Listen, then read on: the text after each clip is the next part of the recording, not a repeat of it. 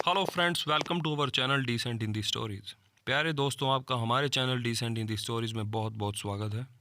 आज हम लेकर आए हैं एक कहानी, राजा मोरध्वज की कहानी। यह कहानी एक ऐसी कहानी है जिसमें एक राजा अपने पुत्र का बलिदान करने को भी तैयार हो जाता है। शुरू करते हैं। महाभारत युद्ध की समाप्ति के बाद अर्जुन को वहम हो गया कि वह श्री कृष्ण जी के सर्वश्रेष्ठ भगत हैं। अर्जुन सोचते थे कि श्री कृष्ण जी ने मेरा रथ चलाया है, मेरे साथ रहे हैं, इसीलिए मैं ही भगवान श्री कृष्ण जी का सर्वश्रेष्ठ भगत हूँ। अर्जुन को क्या पता था कि वे केवल भगवान के धर्म की स्थापना का जरिया था। फिर भगवान श्री कृष्ण जी ने उसका गर्व, उसका अभिमान तोड़ने के लिए उसे एक परीक्षा का गवाह बनने के लिए अपने साथ ले गए। भगवान श्री कृष्ण और अर्जुन ने जोगियों, साधुओं का वेश बनाया और वन से एक शेर को पकड़ा और पहुंच जाते हैं भगवान विष्णु जी के परम भक्त राजा मोरध्वज के द्वार पर। राजा मोरध्वज बहुत ही दानी और आवभगत करने वाले राजा थे। वे अपने दर पर किसी को भी खाली हाथ और बिना भोज के नहीं जाने देते थे। वे बहुत ही संत स्वभाव वाले व्यक्ति थे। दो साधु एक सिंह के साथ, एक शेर के साथ दर पर आए हैं, ये जानकर राजा मोरध्वज नंगे पांव दौड़कर द्वार पर गए और भगवान के तेज से नतमस्तक हो आतिथ्य स्वीकार करने के लिए कहा। भगवान श्री कृष्ण जी ने राजा मोरध्वज से कहा कि हम मेजबानी, आपका आतिथ्य स्वीकार तभी स्वीकार करेंगे जब राजा मोरध्वज उनकी शर्तें माने। तो राजा मोरध्वज ने जोश से कहा कि आप जो भी कहेंगे मैं करने को तैयार हूँ। तो भगवान श्री कृष्ण जी ने कहा कि हम तो ब्राह्मण हैं, कुछ भी खिला देना, पर ये सिंह, ये शेर नरभक्षी है। तुम अगर अपने इकलौते पुत्र को अपने हाथों से मार कर इसे खिला सको तो ही हम तुम्हारा आतिथ्य, तुम्हारी मेहमान नवाजी स्वीकार करेंगे। भगवान जी की शर्त सुनकर राजा मोरध्वज के होश उड़ गए, वे अचंभित हो गए।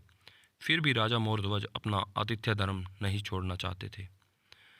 तो उन्होंने भगवान श्री कृष्ण जी से कहा, प्रभु जी, मुझे मंजूर है, मुझे आपकी यह शर्त मंजूर है, पर एक बार मैं अपनी पत्नी से भी पूछ लूँ।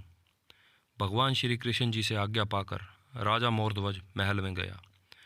तो राजा का उतरा हुआ मुख देखकर पतिव्रता रानी ने राजा से कारण पूछा। जब राजा मोरध्वज ने सारा हाल बताया तो रानी की आंखों से अश्रु, आंसू बहने लगे। फिर भी वो अभिमान से राजा से बोली कि आपकी आन, आपकी इज्जत पर मैं अपने सैकड़ों पुत्र कुर्बान कर सकती हूँ। उसने राजा से कहा कि आप साधु संतों को आदरपूर्वक अंदर ले आइए। अर्जुन ने भगवान श्री कृष्ण से पूछा, हे माधव। माधव श्री कृष्ण जी का एक नाम था, नाम है उनका। तो उन्होंने पूछा, माधव, ये क्या माजरा है, ये क्या आप कर रहे हो, आपने क्या मांग लिया है ये? तो उन्होंने श्री कृष्ण जी से विनम्रतापूर्वक पूछा। तो श्री कृष्ण जी ने जवाब दिया, अर्जुन, तुम देखते जाओ और चुप रहो। राजा तीनों को अंदर ले आए, दो साधुओं को और शेर को, और भोजन की तैयारी शुरू की। भगवान श्री कृष्ण जी को 56 भोग परोसा गया, पर अर्जुन के गले से खाना उतर नहीं रहा था। राजा ने स्वयं जाकर अपने पुत्र को तैयार किया।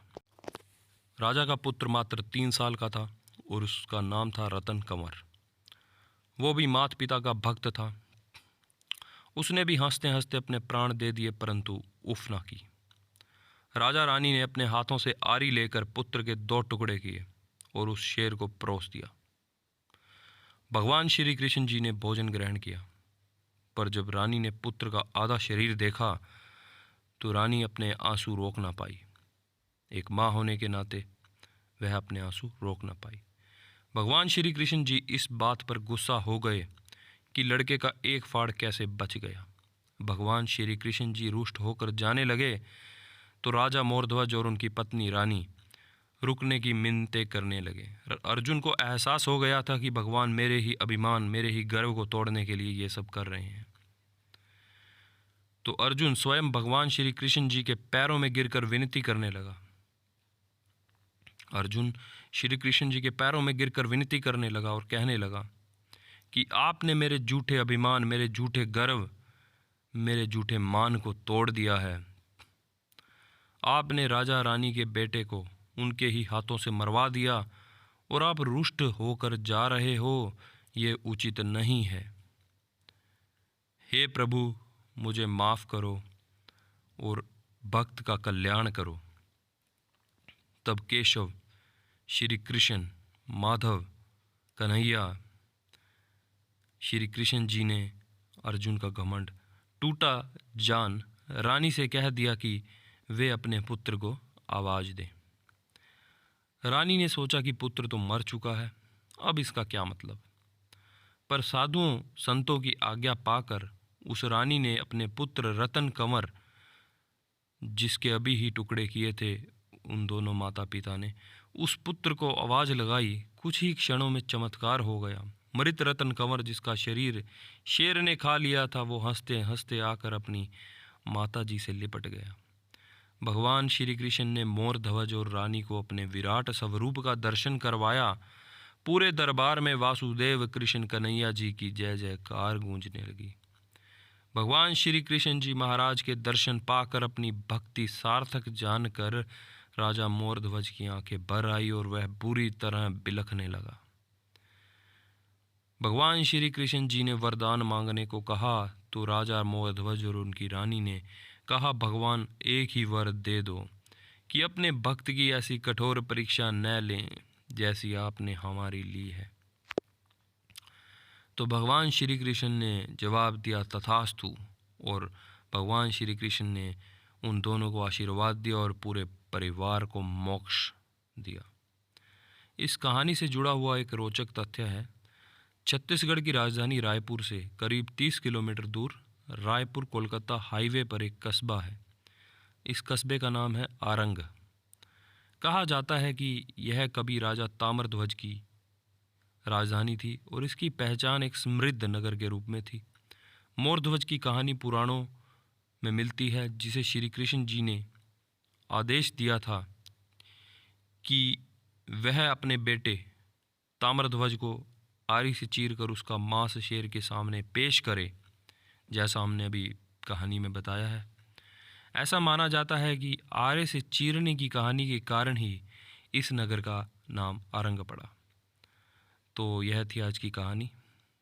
तो दोस्तों, कैसी लगी आपको यह एक सुंदर कहानी, एक भक्त की अपने भगवान के प्रति, अपने आतिथ्य सत्कार के प्रति समर्पण की कहानी। आशा है आपको अच्छी लगी होगी। अगर अच्छी लगी है तो please like and share this video and subscribe the channel for more such stories.